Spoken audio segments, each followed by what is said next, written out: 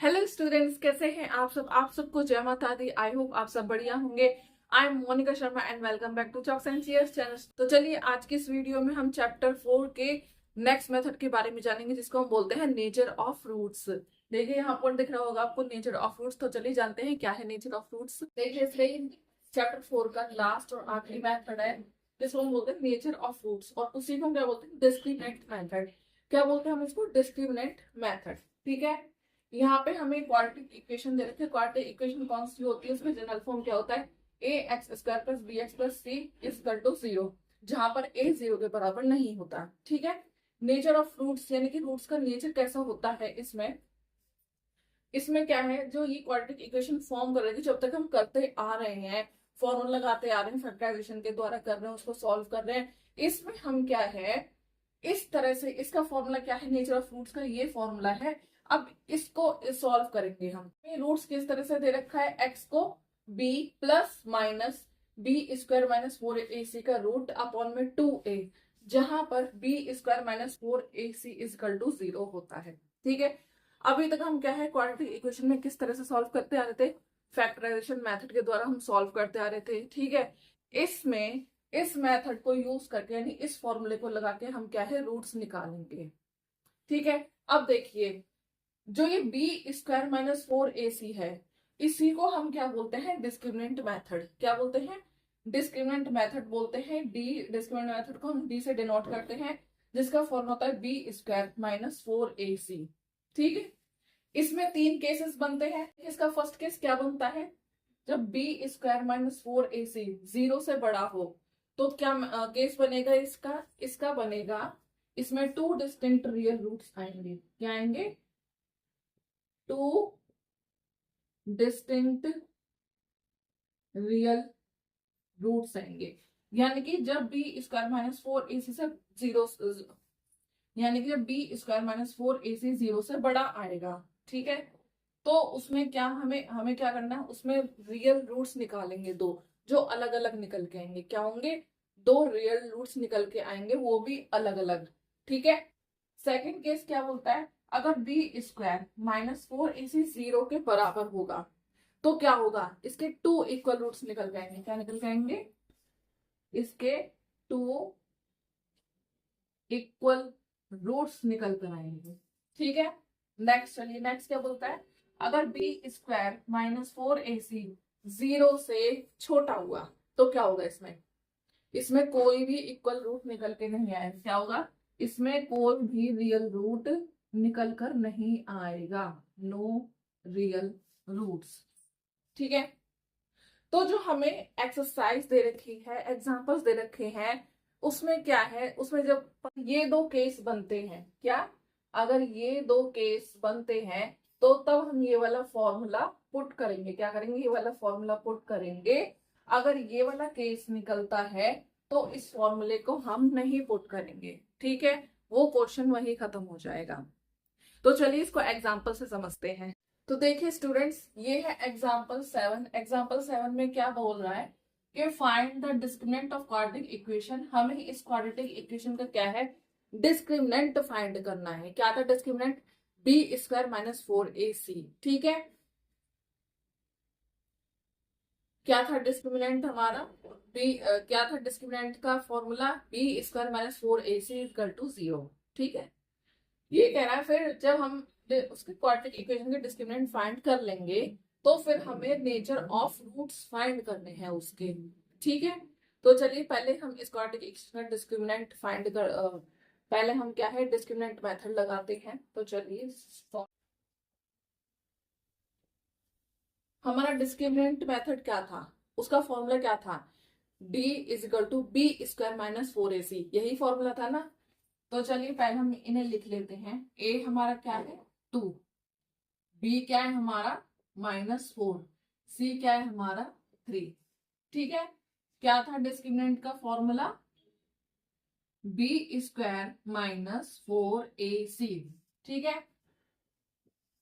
अब चलिए B square क्या है हमारा -4, यानी कि -4 का स्क्वायर। ठीक है, ये इधर -4 एज इट इज। ए क्या है हमारा 2, सी क्या है हमारा 3।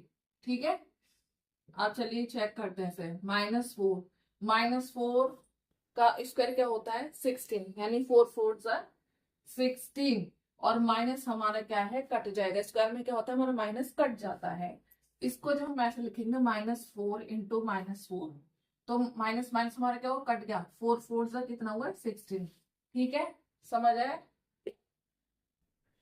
तो चलिए ये क्या कितना आया, 4 2 8 एंड 8 3 24। तो ये क्या आ रहा है भाई हमारा, ये तो -8 आ रहा है, यानी कि ये तो 0 से छोटा आ रहा है। तो हमने क्या बताया था, जब 0 से 3 केस थे हमारे। तीसरा केस कौन सा था, जब 0 क्या था हमारा, यानी कि ये 0 से छोटा आ रहा है। तो थर्ड केस क्या था हमारा, when d is equal to b² - 4ac, इससे छोटा हो तो क्या होता है, नो इक्वल रूट्स होते हैं। क्या होते हैं, नो, तो क्या होता है, नो रियल रूट्स बनते हैं। तो इधर क्या लिखेंगे, नो रियल रूट्स। क्या बनते हैं, नो रियल रूट्स, कोई भी रियल रूट्स नहीं बनता है। ठीक है, तो ये था हमारा आंसर। जब हमारा कोई भी रियल रूट्स नहीं बनता है तो हमें आगे नेचर ऑफ रूट्स निकालने की जरूरत है ही नहीं। क्वेश्चन यहाँ पे हमारा फिनिश हो जाता है। आई बात समझ, ये था उस केसेस का मतलब। ठीक है, आगे और जब हम एक्सरसाइज करेंगे, 2 एग्जाम्पल करेंगे, उससे आपको और बेटर अंडरस्टैंड होगा। तो चलिए नेक्स्ट एग्जाम्पल पे चलते हैं। सो देखिए स्टूडेंट्स, एग्जाम्पल 8 में क्या बता रहा है, एग्जाम्पल 8 बोल रहा है कि एक सर्कुलर पार्क है। क्या है, एक सर्कुलर पार्क है। ये क्या है, एक सर्कुलर पार्क है। सर्कुलर पार्क है। ठीक है, क्या बता रहा है, एक सर्कुलर पार्क है जिसका डायमीटर है 13 मीटर्स। क्या है, जिसका डायमीटर 13 मीटर्स। ये क्या होता है बेटा, रेडियस। और इस पूरे का ये क्या होता है, ये डायमीटर। क्या होता है, डायमीटर। कितना है ये, 13 मीटर। ठीक है, क्या बोल रहा है कि एक सर्कुलर पार्क है और जिसका डायमीटर है 13 मीटर। इतना समझ आया। ठीक है, अब वो बोल रहा है कि एक पोल है जिसको पार्क की बाउंड्री पर, जो पार्क की बाउंड्री है, ये क्या है, पार्क की बाउंड्री। ठीक है, एक पोल को लगाया गया है। क्या करा गया है, एक पोल को लगाया गया है पार्क की बाउंड्री पर। अब जो पार्क की बाउंड्री है, ठीक है, पार्क की बाउंड्री तो ये पूरी है, तो पोल कहीं भी लगाया गया होगा। क्या है, यहाँ पे कुछ ऐसा दे नहीं रखा है कि पोल कहाँ पे लगाया है, तो उस पोल को कहीं भी लगाया होगा। जैसे कि यहाँ पे लगाया होगा वो पोल, ठीक है, या यहाँ पे लगाया होगा, या यहाँ पे लगाया होगा, या यहाँ पे लगाया होगा। ठीक है, कहीं भी लगाया होगा वो पोल, कहीं भी लगा सकते। अब वो बोल रहा है कि मतलब वो जो पोल का जो डिस्टेंस है, ठीक है, 2 गेट हैं, एक है ए एक है बी। क्या है, 2 अपोजिट गेट हैं उस पार्क के। ठीक है, देखिए, या तो इधर इधर होता है वो गेट, या इधर इधर होता है, या ऐसे हो सकता है, या ऐसे हो सकता है ना। 2 गेट होते हैं पार्क में, सिंपल। तो ऐसे ही बोल रहा है कि 2 गेट हैं, वो एक दूसरे के अपोजिट है डायमेट्रिकली। तो वो कह रहे हैं कि उस पोल का डिस्टेंस बताइए उन दोनों गेट से। क्या, उस पोल का, जो पोल लगाया गया है पार्क की बाउंड्री पर, उससे ए और बी से जो है पोल का कितना डिस्टेंस है, ये हमें ये हमें पता लगाने को बोला गया है। अगर ये पॉसिबल है तो हमें क्या करना है, हमें फाइंड करना है जो ए और बी गेट हैं, ए और बी से पोल का डिस्टेंस कितना है। ए और बी का जो पोल का डिस्टेंस है वो कितना दे रखा है, 7 मीटर दे। देखिए हमारी डायमीटर हो गई। ठीक है, डायमीटर क्या था, 13 मीटर था। डायमीटर ऐसे भी होता है, ऐसे भी हो सकता है, ऐसे भी हो सकता है। ठीक है, और उसको हमने क्या मान लिया, जो 2 गेट है ए और बी है, जो एक दूसरे के अपोजिट है ना। और कितना, पोल से दूरी कितनी है उन गेटों की। ये देखिए, ये पोल हमने इधर मान लिया, क्या पोल ये रहा। तो इसको हम ऐसे कर सकते हैं, ये इस तरीके से इसको हम, ठीक है,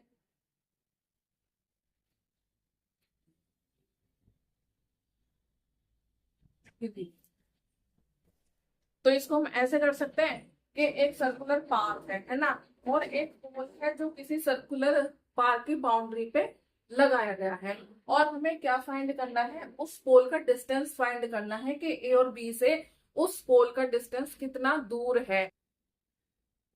हमने क्या माना, let P be B N pole on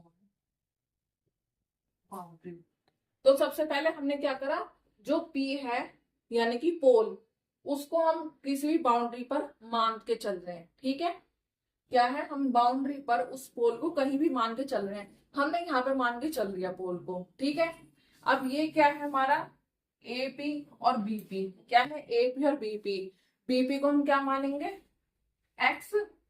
ठीक है, और AP को क्या मानेंगे हम, X+7।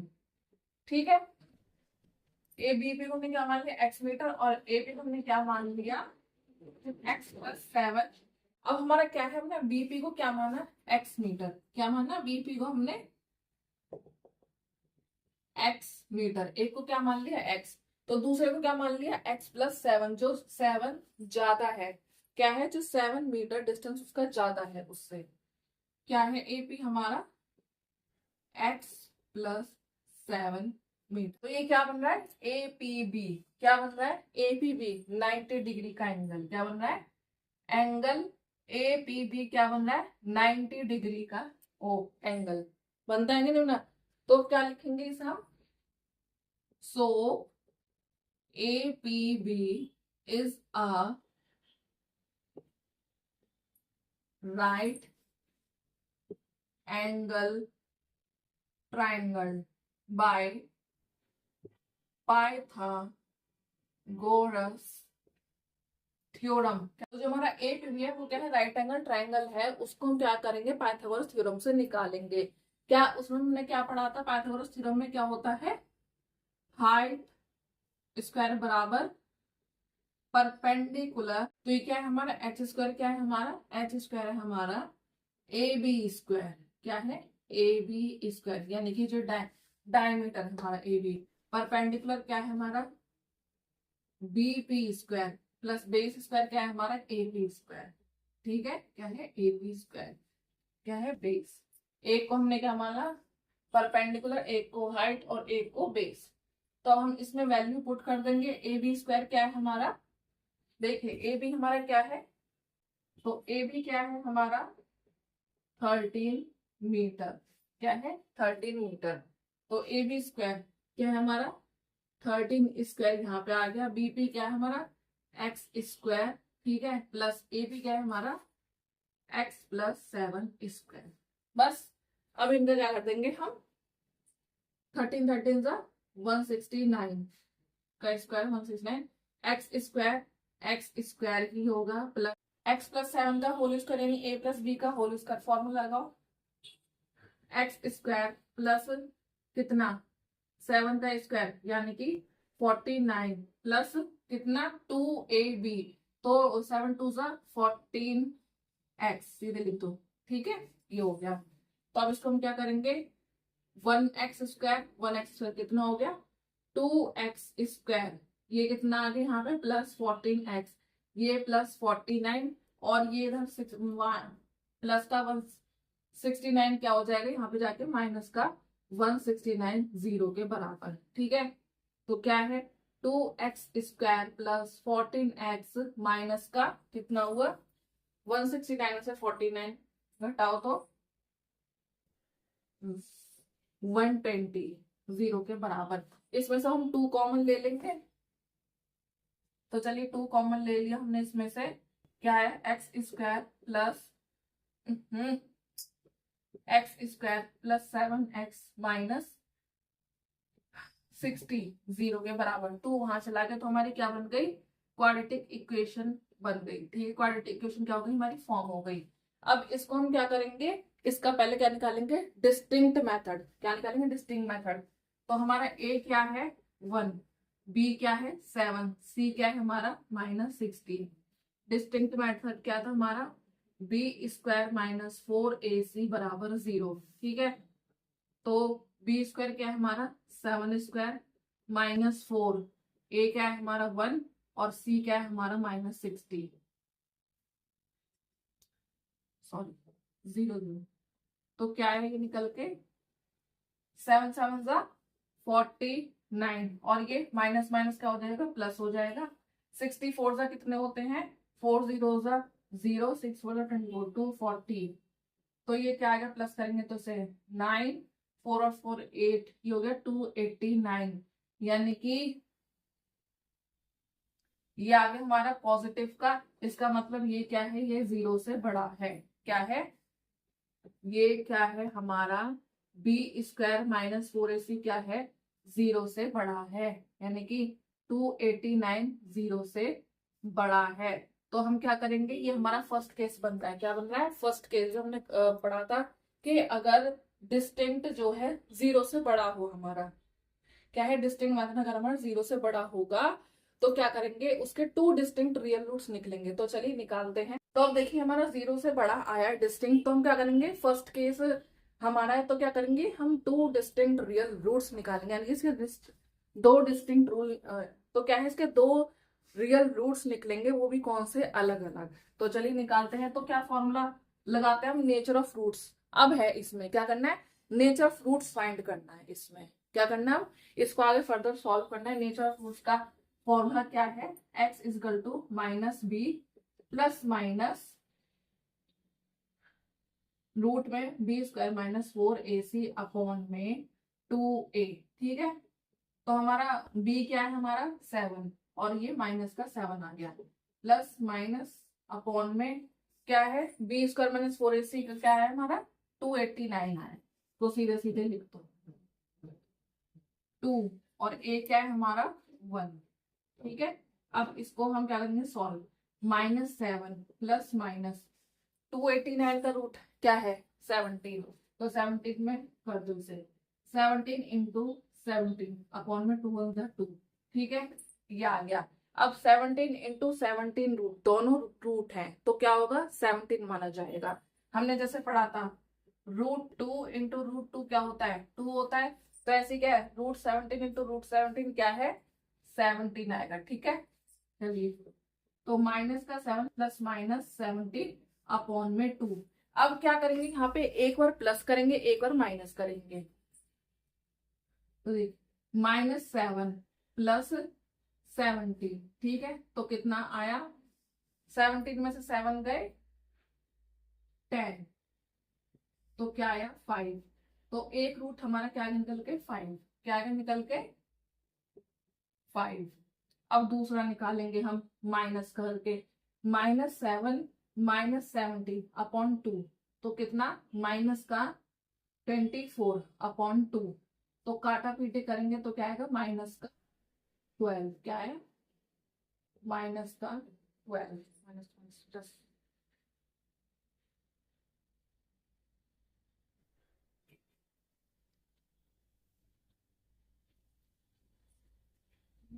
तो दूसरा रूट क्या है हमारा निकल के माइनस का 12। तो हमारे क्या है 2 डिस्टिंक्ट रियल रूट्स निकल के आए यानी कि 2 रूट्स निकल के आए वो भी क्या अलग अलग। ठीक है तो हमारा बीपी क्या है x मीटर था तो कितना है 5 मीटर है हमारा। क्या है ये 5 मीटर। ठीक है और इसमें हम क्या करेंगे एपी में ये क्या था x + 7 यानी कि 5 + 7 कितना हो गया 12 मीटर। ठीक है आगे ना तो ये यानी कि 12 मीटर कम है उससे तो कितना हो गया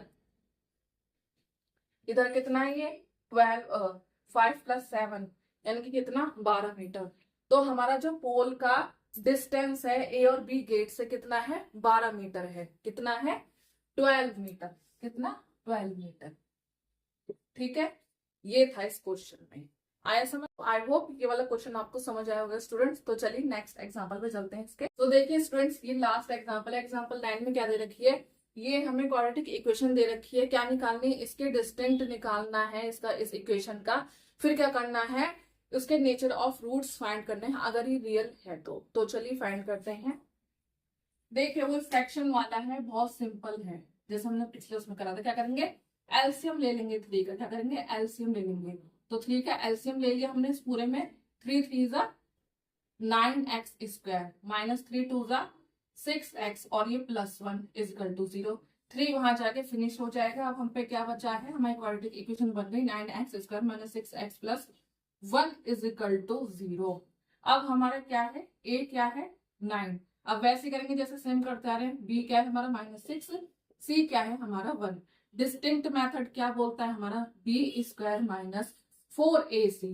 b² क्या है हमारा माइनस का 6² माइनस 4। a क्या है हमारा 9, c क्या है हमारा 1।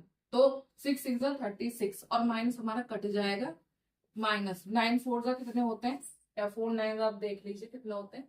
4 9 जा 36, 36 1 जा 36। ठीक है, अरे ये तो 0 आ गया।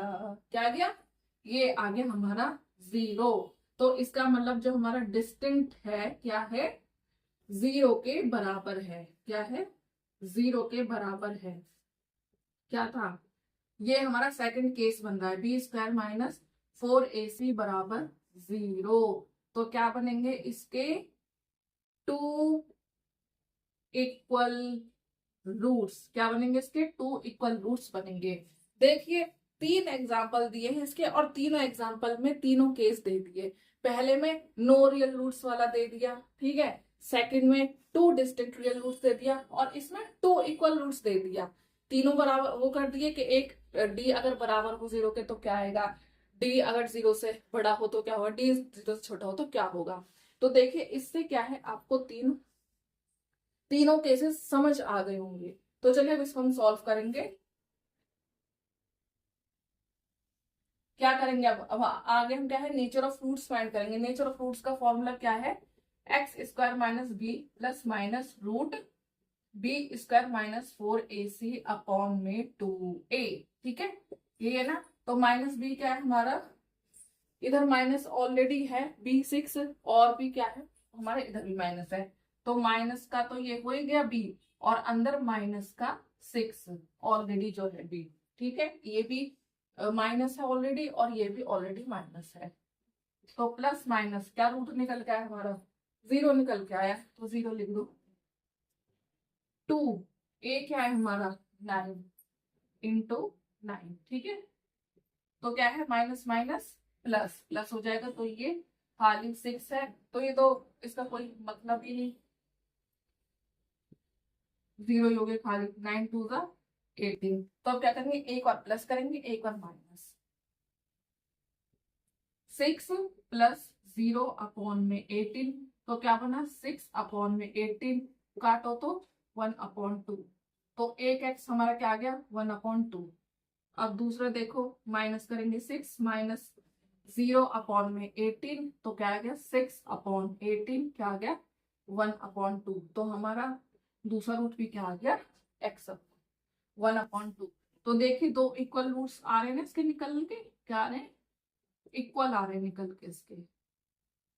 और उसमें क्या आते हैं, 2 अलग अलग रूट्स निकल के आ रहे थे। क्या है इनके 2 डिस्टिंक्ट रियल रूट्स। ठीक है, जब d 0 से बड़ा होता है तो अलग अलग उसके रूट्स आते निकल के, और जब d 0 के बराबर होता है तो क्या है 2 इक्वल रूट्स निकल के आते हैं, यानी दोनों जो है सेम होते हैं। और जब d 0 से छोटा होता है तो उसके कोई भी रूट्स निकल के नहीं आते। सो आई होप स्टूडेंट्स आपको ये मेथड क्लियर हुआ होगा।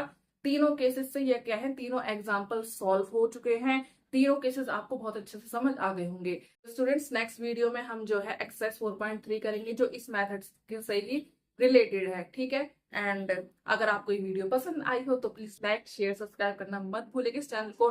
एंड तब तक के लिए keep practicing and keep shining and see you in the next video. Thank